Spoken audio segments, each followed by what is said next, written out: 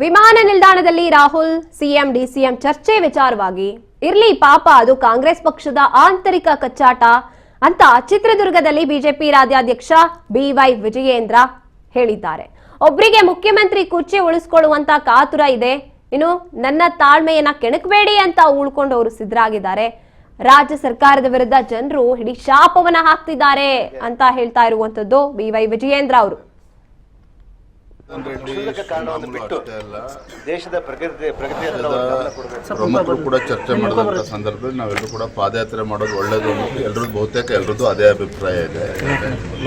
ಆದರೂ ಕೂಡ ವರಿಷ್ಠರ ಜೊತೆ ಚರ್ಚೆ ಮಾಡಿ ತೀರ್ಮಾನ ತೆಗೆದುಕೊಳ್ಬೇಕು. ನಾನು ಈಗಾಗಲೇ ನಮ್ಮ ಪಕ್ಷದ ಹಿರಿಯರಿಗೆ ವರಿಷ್ಠರಿಗೆ ದೆಹಲಿನ ಮಾತನಾಡಿದ್ದೇನೆ.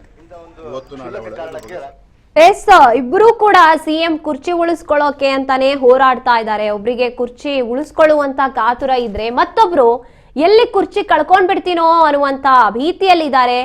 ಕಾಂಗ್ರೆಸ್ ಪಕ್ಷದ ಆಂತರಿಕ ಕಚ್ಚಾಟ ಕುರ್ಚಿ ವಿಚಾರದಲ್ಲಿ ಅದಿದ್ದಿದ್ದೆ ಅಂತ ಚಿತ್ರದುರ್ಗದಲ್ಲಿ ಬಿಜೆಪಿ ರಾಜ್ಯಾಧ್ಯಕ್ಷ ಬಿವೈ ವಿಜಯೇಂದ್ರ ಅವರು ಹೇಳ್ತಾ ಇರುವಂತದ್ದು. ಒಬ್ರಿಗೆ ಮುಖ್ಯಮಂತ್ರಿ ಕುರ್ಚಿಯನ್ನ ಉಳಿಸ್ಕೋಬೇಕಪ್ಪ ಅಂತ ಕಾತುರ ಇದ್ರೆ ಇನ್ನೊಬ್ರು ನನ್ನ ತಾಳ್ಮೆನ ಕೆಣಕಬೇಡಿ ಅಂತ ಮಿಕ್ಕವರು ಹೇಳ್ತಿದ್ದಾರೆ.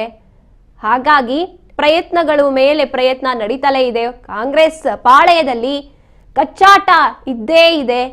ಹಾಗಾಗಿ ಅವ್ರವ್ರು ಅದೇನೇನು ಮಾಡ್ಕೋತಾರೋ ಮಾಡ್ಕೊಂಡ್ಲಿ. ಇನ್ನು ವಿಮಾನ ನಿಲ್ದಾಣದಲ್ಲಿ ರಾಹುಲ್ ಗಾಂಧಿ ಅವರ ಜೊತೆ ಪ್ರತ್ಯೇಕವಾಗಿ ಇಬ್ರು ಕೂಡ ಸಿಎಂ ಡಿಸಿಎಂ ಮಾತನಾಡ್ಕೋತಾರೆ. ಅದು ಅವರ ಆಂತರಿಕ ಕಚ್ಚಾಟ ಅನ್ನುವಂಥದ್ದು ಅಲ್ಲೇ ನಿರೂಪಿಸಿರುವಂಥದ್ದು.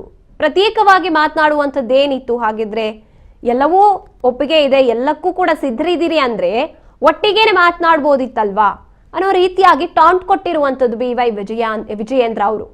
ಇನ್ನು ಆಂತರಿಕವಾಗಿ ಕಚ್ಚಾಟಗಳಾಗ್ತಾ ಇದೆ. ಸಿಎಂ ಪರವಾಗಿ ಇರುವಂತಹ ನಾಯಕರುಗಳಾಗಿರ್ಬೋದು, ಇನ್ನು ಡಿಸಿಎಂ ಪರವಾಗಿ ಇರುವಂತಹ ನಾಯಕರುಗಳಾಗಿರ್ಬೋದು, ಅವರವರಲ್ಲೇ ಕಚ್ಚಾಟಗಳಿದೆ. ಇದು ನಿಜಕ್ಕೂ ಕೂಡ ಇಲ್ಲಿ ಕುರ್ಚಿ ಕಾಳಗ ಅನ್ನುವಂಥದ್ದು ನಿಂತೇ ಇಲ್ಲ. ಇದು ಆಂತರಿಕವಾಗಿ ಕಾಳಗ ಕಿತ್ತಾಟ ನಡೀತಲೇ ಇದೆ ಅಷ್ಟೇ ಕಾಂಗ್ರೆಸ್ನವರ ಒಂದು ವಿಚಾರ. ಹಾಗಾಗಿ ಚಿತ್ರದುರ್ಗದಲ್ಲಿ ಬಿಜೆಪಿ ರಾಜ್ಯಾಧ್ಯಕ್ಷ ಬಿವೈ ವಿಜಯೇಂದ್ರ ಅವರು ಈ ಒಂದು ಕುರ್ಚಿ ಕಾದಾಟದ ವಿಚಾರವನ್ನ ಟೀಕಿಸಿರುವಂತದ್ದು.